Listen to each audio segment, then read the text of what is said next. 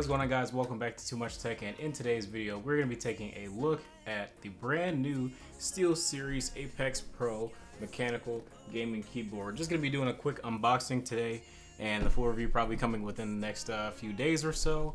So that is what we are going to be taking a look at today. Quick unboxing with this brand new keyboard with the world's fastest mechanical gaming switches, whatever the heck that means, but we'll get into that as well because it uses Omnipoint adjustable mechanical switches, which is like magnets and science, and it looks cool. I was really excited about it. It's got an OLED screen and all types of stuff, so we're just going to be unboxing it, kind of seeing how we use a couple of the features, and then the rest of the stuff I'm going to save for the full review. So let's go ahead and get into the unboxing and see what we think at first glance. Alright guys, so basically this is what we've got. Omnipoint mechanical adjustable switches, 5 times faster actuation, 8 times faster response time, and twice as durable as your regular cherry mix switches, or traditional switches as it says on the box. So yeah, it looks pretty cool. We got this OLED display, USB pass-through, aluminum frame, onboard profiles, magnetic wrist rest, RGB of course, and dedicated media control. So that is all good stuff. One thing I do worry about this keyboard, I wonder how loud it's gonna be, because like when Razer tried some new stuff, basically was just as loud as their green switches. So I'm like, I really hope that this is gonna be much quieter than those. Here's the keyboard. It looks like it's in like some kind of case or something. Here is the wrist rest. Nothing else in here, so pretty basic unboxing. The manual, which we probably won't use. This is a pretty cool box though. Pretty simple, straightforward. The box is pretty nice and pretty sturdy, so it'll definitely get to your house safe.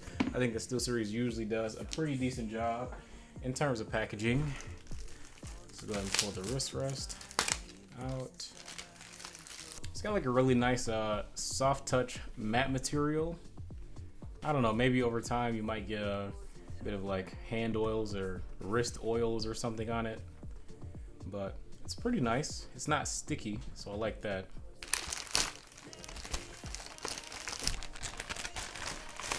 Get the keyboard out. It doesn't sound like extra loud or clicky. What is this? Is this just like a cover? Yeah, I guess this is just like a protective cover or something. I thought this was like a case. Alright guys, so for reference, we've got the old Apex M750. This is the full-size version, as well as the new Apex Pro. Can I grab this plastic, please? There we go. Pull that off the OLED screen. There's just a quick sound comparison of the Gateron red switches and the new Omnipoint switches.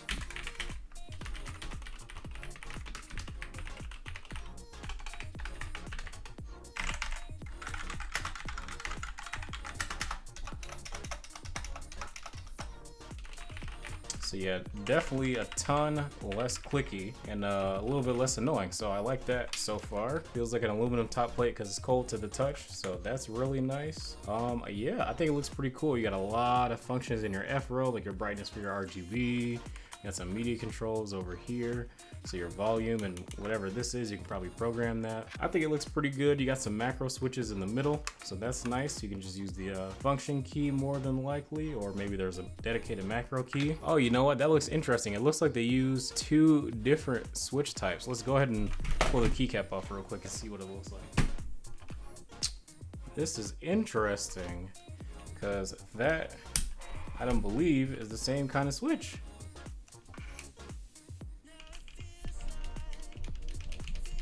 Wow, that is weird. Yeah, so it looks like they use the Omnipoint switches on this side of the keyboard and the Gateron Reds on this side of the keyboard.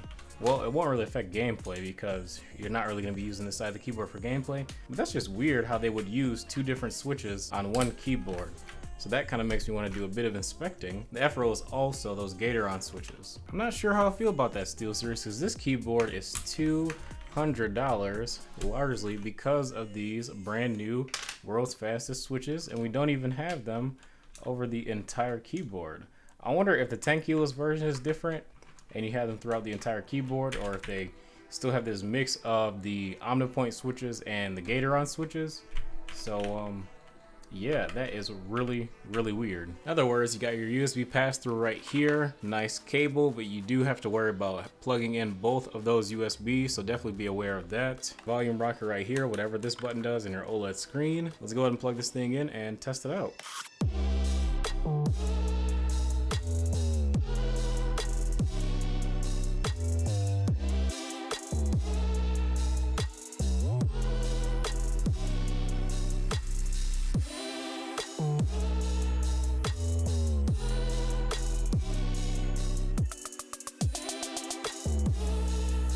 Alright you guys, that is gonna be it for this video. I hope you guys enjoyed that quick unboxing, and we learned something a bit new about this keyboard that I didn't really expect to learn, I guess. It uses 2 different switches on one keyboard, which is really weird, and I don't know if that was a cost-effective measure that SteelSeries was going for, even though this keyboard is really expensive. So I'm not 100% sure how I feel about that just yet, and that's something that I'm going to mention in my full review. Be sure to stay tuned for that. I'm going to go ahead and update the SteelSeries software and get to using this keyboard to see how I like it and how it stacks up against the rest of the competition. Be sure to drop a like, subscribe if you guys are new. Be sure not to miss some of the future content as well as this review, and I will catch you guys in the next video.